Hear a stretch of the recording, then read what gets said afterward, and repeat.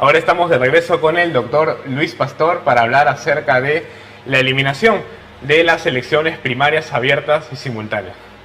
¿Cómo está, doctor? Un gusto tenerlo aquí. Muy buenas tardes, Sebastián. Gracias por la invitación a tu programa y al canal Satel Televisión. A tu disposición. Sí. Muchas gracias. Usted es bienvenido cuando quiera. Más bien, la última noticia que ha dejado perplejos a varios que estamos al tanto de las leyes que se suelen actualizar es que desde el Ejecutivo se ha anulado las elecciones primarias abiertas, simultáneas y obligatorias, más conocidas como PASO. Eso quiere decir que tampoco se estarían permitiendo unas elecciones internas dentro de los partidos. ¿Cree que esto es un retroceso para una aspirada reforma electoral? Bueno, en efecto, tal como tú informas a la comunidad nacional, el presidente de la República, el Poder Ejecutivo, no ha observado el acuerdo del Congreso o la ley aprobada por el Congreso en la cual derogan, eliminan, ¿no?, lo que ya era una norma, que era las PASO, ¿no? ¿No? Las primarias abiertas, simultáneas y obligatorias. Y en efecto, haber derogado esa, digamos, conquista, yo digo que es una ley que fue una conquista democrática que promovía la mayor participación en la actividad política, no solamente de los candidatos, sino también de los electores, ¿no? Porque a través de estas primarias abiertas, etcétera, había una primera etapa en la cual el ciudadano, común y corriente, iba a apuntalar, ¿no?, a los que tienen, digamos, mayor representatividad, ¿no? En efecto, eso afecta el proceso de reforma electoral que con defectos y virtudes se venía desarrollando en nuestro país. Sí, es cierto. Sí, justamente porque ahora los militantes van a tener que estar sujetos a decisiones a dedo de los dirigentes del mismo partido, ¿no? ¿Podría explicar cómo se vendría a desarrollar este tipo de democracia que ya no estaría incluyendo a toda la población, ¿no?, sino simplemente a un grupo reducido? ¿Usted está de acuerdo con esos métodos o los critica? Yo creo que son muy observables. Pero ante todo hay que decir a la población, porque la población dice, se ha eliminado las PASO. Claro. Pero ya teníamos PASO, ya había vivido el Perú alguna experiencia de PASO. Lo que sucede es que desde aproximadamente el año 2019, ya se tenían que haber implementado. Han transcurrido casi 5 años, claro, y se suspendía.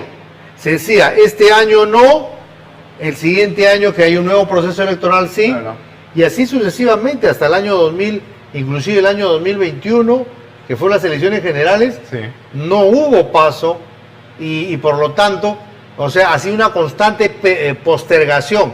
No hemos vivido esa experiencia, pero hubiera sido importante que vivamos esa experiencia para que no suceda lo que ha estado sucediendo, claro, ¿cierto? O sea, ¿qué es las PASO ante todo? Eso es bueno que, digamos, la comunidad nacional sepa en síntesis, ¿no?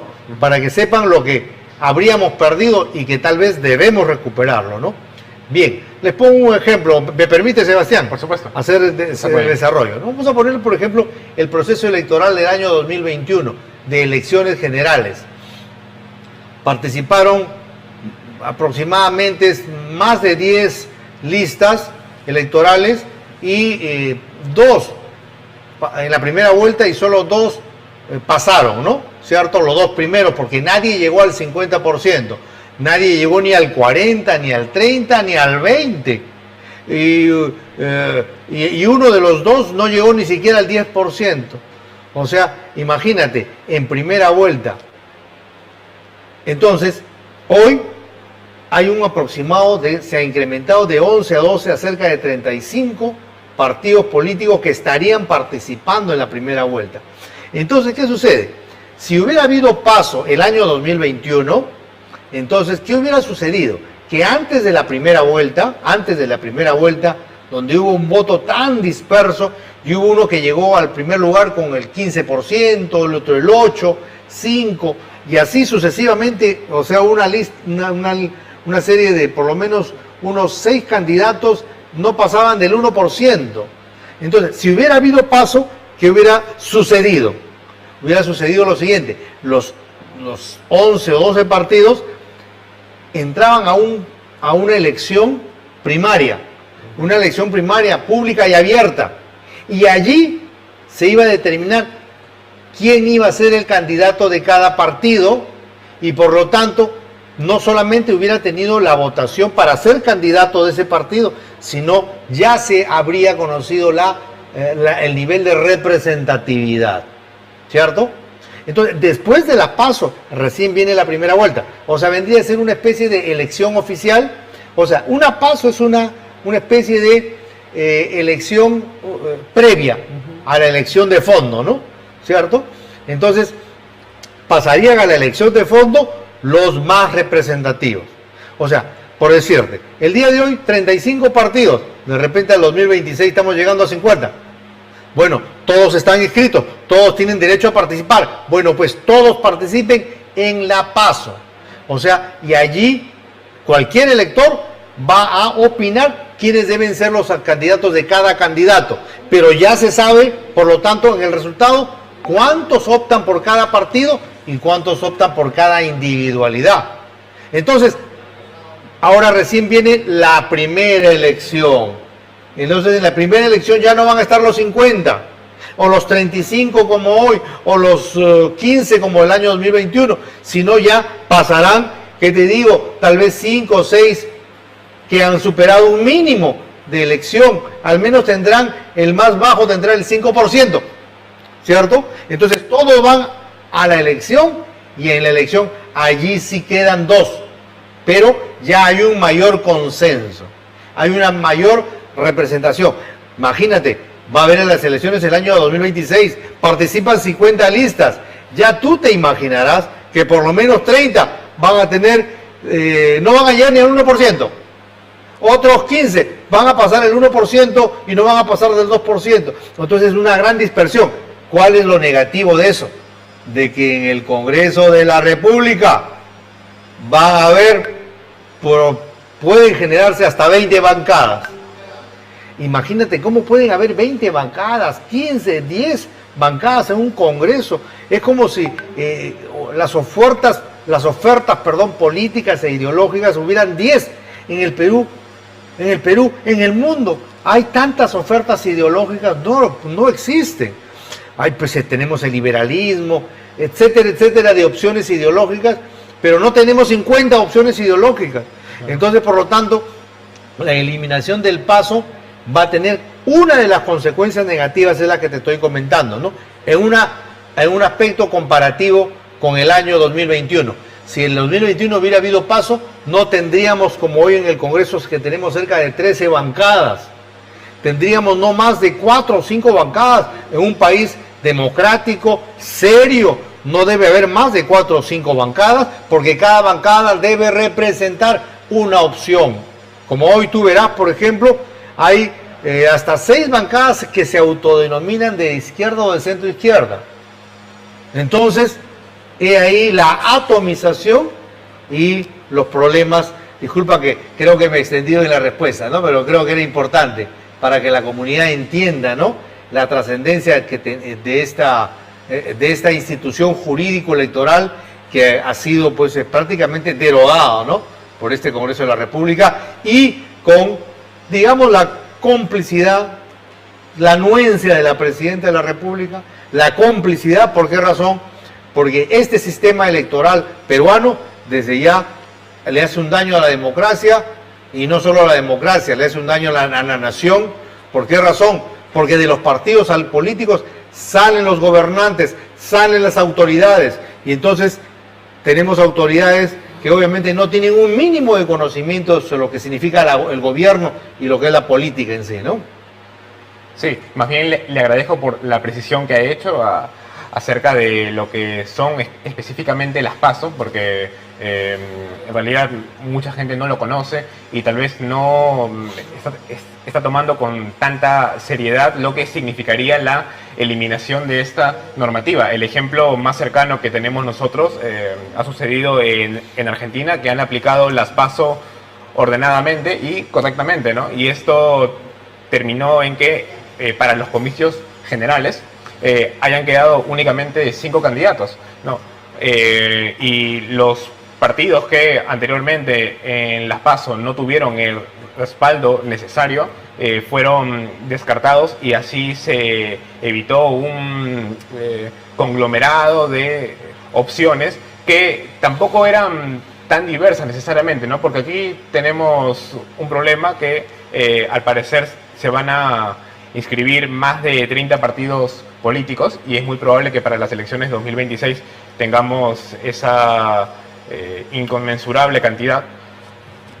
Pero si nos ponemos a analizar en frío, es muy difícil pensar que de esas 30 opciones aproximadamente, que esas 30 tengan opciones distintas de ver el país, que estas 30 perciban de una forma distinta la realidad, que estas 30 tengan distintos planes de gobierno necesariamente. Ahí creo que podríamos segmentar de una forma mucho más adecuada y también de esa forma podríamos ofrecerle al elector una propuesta que no necesariamente lo llegue a confundir, como suele suceder antes. Además, también está el tema de la representatividad que puedan tener los que entran al Parlamento, ¿no? Porque hay algunos que entran con un porcentaje muy bajo debido a que no hay paso. Por ejemplo, a los candidatos para el Congreso, ¿no? Que entran con una bancada muy pequeña, o para los candidatos a la presidencia que llegan a una segunda vuelta con porcentajes bajísimos, como sucedió en las elecciones pasadas, que Pedro Castillo llegó con 18% y Keiko Fujimori llegó con 14%, prácticamente con muy poco respaldo nacional, y tuvimos una segunda vuelta muy polarizada, ¿no? ¿Cree que la gestión actual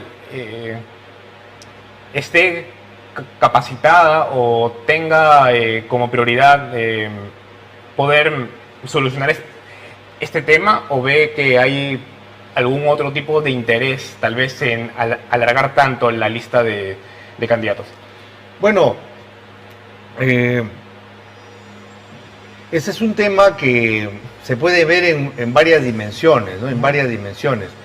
¿Cómo debería ser a sabiendas de cómo está nuestra situación, cómo está nuestro país, Claro. cómo es en la realidad, cómo pudo ser nuestro sistema electoral, cómo estaba haciendo y qué pasó, ¿cierto? Sí. Porque hasta el año 2017 nosotros veníamos de prácticamente, estábamos cerca de 30 años de continuidad democrática y los presidentes cumplían su periodo, ¿cierto? Cumplían su periodo. Pensábamos que el año 2000, al culminar el gobierno de Fujimori y acreditándose en una situación de alza en lo que es el tema de corrupción, eso iba a reducirse, iba a minimizarse, ¿no? Pero fue todo lo contrario, ¿no? Entonces estoy haciendo un pequeño, escenario para responder tu pregunta. Porque tú me dices, el actual gobierno tendrá las condiciones, las capacidades, o por lo menos se plantea una reforma electoral que permita encontrar una luz en medio de la profundidad de la situación, que nos permita superar nuestra crisis política que existe en las alturas. Entonces yo digo lo siguiente, yo parto del concepto de que la plancha elegida fue la de Castillo, Cerrón y Boluarte. Cerrón está prófugo, es más, hasta tuvo dificultades para ser candidato, siendo presidente del partido. Castillo está preso, con 7 carpetas fiscales y un fiscal que ya le pide 30 y tantos años de prisión. Y está, Dina Boluarte. Dina Boluarte no está gobernando. Dina Boluarte es parte de ese proyecto político al cual ella defendió con uñas y dientes, tanto a Castillo como a Cerrón. Pero en la realidad ella está gobernando no precisamente con esa opción política, ¿no? Sino es una variopinta que inicialmente todos pensamos que iba a haber básicamente un gobierno de emergencia, pero en la realidad se va a quedar hasta el año 2026. O sea, pensamos que iba a ser de transición, pero al final hasta está gobernando más tiempo de lo que gobernó el mismo Vizcarra. O sea, casi 3 años y medio en la gestión pública, ¿cierto? Y estamos observando que su hermano está inscribiendo un partido utilizando el aparato del Estado. O sea, está haciendo lo mismo de lo que han hecho todos los gobernantes a partir del año 2001 a la actualidad. 25 años, 23 años, 24 años, más de lo mismo. Entonces, no se observa que hay una conducta, un involucramiento para hacer una propuesta reformista del sistema político, Sebastián. Claro. Lamentablemente esa es la situación y ahora esto se va a agravar. No solamente, bueno, tenemos el tema de hoy es la eliminación de las PASO, pero también el Congreso de la República ya votó en la anterior legislatura el restablecimiento de la reelección inmediata de alcaldes y gobernadores. Y vamos a volver a la historia de hace 10 años atrás, en la cual los reelectos financiaban sus campañas con los recursos públicos, ¿no? Entonces estamos entrando a una vorágine de contrarreforma que efectivamente va a afectar a la comunidad. Por esa razón, importante que estos temas se hablen en estos foros, en estos espacios públicos, a fin de digamos, rescatar lo rescatable, para que estamos a tiempo todavía, estamos a casi 3 años de un proceso electoral en la cual todavía estamos a tiempo de que se restablezca algunos aspectos al menos de las PASO. Lo que no debe haber son las elecciones vía delegados. Bueno, me estoy adelantando, pero al tema intuyo que vamos a conversar, ¿cierto? Porque eso es, digamos, la esencia de por qué derogan las PASO, claro. Es para que se restablezca la elección por delegados, lo cual finalmente es un atentado contra la democracia del país. Sí, previamente había mencionado que las elecciones primarias, abiertas, simultáneas y obligatorias, PASO, habían sido aprobadas desde 2019, pero que por alguna razón no especificada fueron suspendidas, ¿no? Como que la implementación de esta nueva normativa se postergó. ¿Cuál fue la razón?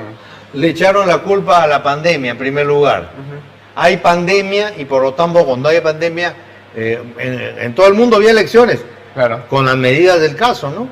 Es más, fue una excusa, Sebastián, porque meses después, pues, Vizcarra cerró el Congreso, ¿no? Lo que para algunos fue un golpe de Estado y convocó elecciones. Y entonces sí hubo elecciones. Bueno, esa fue la excusa del año 2020. La excusa del 2021, bueno, ya no teníamos la pandemia, pero la excusa del 2021 ya ni sin excusa. Simplemente no estamos en condiciones, todavía la democracia peruana no está en condiciones, los partidos no se han adaptado a la reforma, cuando era algo tan simple de convocar, porque ojo, en las elecciones del 2016 y 2011 ha habido partidos políticos, no menciono los nombres, creo que no es necesario, que ellos convocaron a libre albedrío a procesos, a primarias abiertas, en las cuales esas primarias abiertas ellos dejaban que todo el mundo participe de cualquier partido y ahí eligieron a sus candidatos a las presidencias. Eso es importante tener presente, o sea, es básicamente una decisión política, ¿no? Claro. Anteriormente le adelanté acerca de la representatividad que podría tener el Congreso, ¿no? Solo que no lo profundizamos exactamente. Porque es bien sabido que, según las encuestas actuales, el Congreso tiene un amplio porcentaje de rechazo por parte de la población, ¿no? Ahora con la eliminación de las PASO, ¿cree que esta poca representatividad va a aumentar? Bien, tu pregunta es muy interesante, aunque la realidad es que ya tantas encuestas sobre el Congreso, ya pues nos dicen que el Congreso ya un poco más bajo cero, ¿no? Claro. Salvo los mismos congresistas y sus entornos más cercanos son los únicos que respaldan al Congreso de la República. Pero yo en este caso te voy a decir lo siguiente. Aquí el problema no es el Congreso. Aquí el problema no son los congresistas. Aquí el problema son estas organizaciones. Mira, hasta me da cierta situación hablar de organizaciones políticas. Son organizaciones lobistas. Lobistas. No llego al extremo de decir organizaciones criminales, pero organizaciones lobistas, ¿por qué razón? Porque una organización política se construye no solo para dar una proyección, un destino a la patria, ¿cierto? En cambio, una organización lobista se crea, ¿para qué? Para tener poder, para poder tener el poder de conducir procesos de contrataciones, obviamente para lograr beneficios de naturaleza económica, o para beneficiarse del Estado peruano, para beneficiarse de los recursos públicos que genera los tributos y la riqueza nacional, para tener ese manejo, ese control y obviamente, supuestamente, administrar el Estado, dar servicios públicos, pero desviando fondos públicos para fines de naturaleza privada. Son organizaciones lobistas. Estas organizaciones lobistas, por eso no es un tema tanto del Congreso, ¿sabes por qué? Porque hay algunos partidos políticos que dicen, abajo el Congreso, y no, ellos han sido parte del Congreso. Esta situación se repite por lo menos a partir del año 2001. Desde el año 2001, luego de la caída de Fujimori, el Congreso de la República, o sea, ¿pero por qué? Porque cada vez está más atomizado, pues. Antes habían 3 fuerzas políticas, 5, 10, 15, obviamente no se van a poner de acuerdo, no se van a poner de acuerdo, y por esa razón hay esa precariedad. ¿En qué? En la precariedad es en las organizaciones políticas o lo que yo denomino organizaciones de naturaleza lobista. O sea, ese es el tema y es por esa razón de que lamentablemente no se ha tomado en consideración la posición de los organismos especializados en temas de naturaleza electoral, ¿no? Bueno, al final la palabra la tiene el pueblo, la palabra la tiene la población, ¿no? Y entonces tenemos que entrar a un periodo nuevamente de reformas, pero que vengan desde la ciudadanía, ¿no? Entiendo. ¿Y cree que la implementación de las PASO pudo evitar la entrada al Parlamento de estas bancadas bisagras? Digamos que vendrían a ser las bancadas que esperan hasta último momento para votar, para ver si por ahí pueden intercambiar algún favor. ¿Cree que de cierta forma se iba a poder reformar, ¿no? Esta norma para poder evitar llegar a esas circunstancias? Por supuesto que sí, coadyuvaría. A ver, veamos. ¿Qué significa que continúe el sistema electoral tal cual sin paso? Implica que se utilice el método de los delegados. El método de los delegados para definir las candidaturas. El método de delegados viene a ser un sistema de democracia representativa en los partidos. O sea, la militancia le da el poder a sus representantes para que ellos decidan a los candidatos. ¿Realmente son los militantes de los partidos los que designan a los delegados? No, esto lo designa la cúpula del partido. Entonces, este sistema de delegados es el método a través del cual se instaura el lobismo. Es el método a través del cual se impide el ingreso de las personas a la actividad política, a la carrera política. Con paso se lograría mínimamente que haya un militante, un voto, y no solamente un militante, sino la población participe y haya candidaturas naturales y no que sea resultado del lobismo. El lobismo significa, ¿cuánto cuesta esta candidatura? $100.000, listo. Ubicación, las ubicaciones van y tienen un determinado costo. O sea, todo ya tiene un costo determinado para servir a un tipo de representatividad. Por lo tanto, la derogatoria de la PASO restablece el sistema nefasto, antidemocrático y lobista de la elección por el sistema de delegados. Realmente no son partidos políticos, son organizaciones de lobistas, y obviamente quien conduce el lobismo es el que tiene más recursos o el que tiene más mecanismos para llegar a los sectores que financian la actividad política, la actividad electoral, que finalmente van a ser los que van a tener el control de las licitaciones, de las contrataciones públicas y del manejo de los fondos públicos del Estado. Para finalizar, más bien hay un pendiente en el Parlamento, pues hay un proyecto de ley para limitar la participación política de sentenciados graves como terrorismo y homicidio, ¿no? ¿Cree que los plazos alcanzan para que se ejecute la norma durante esta gestión? Más bien, ¿hasta cuándo tienen para poder implantar esta normativa? Bueno, ahí el plazo sería el año 2025, ¿no?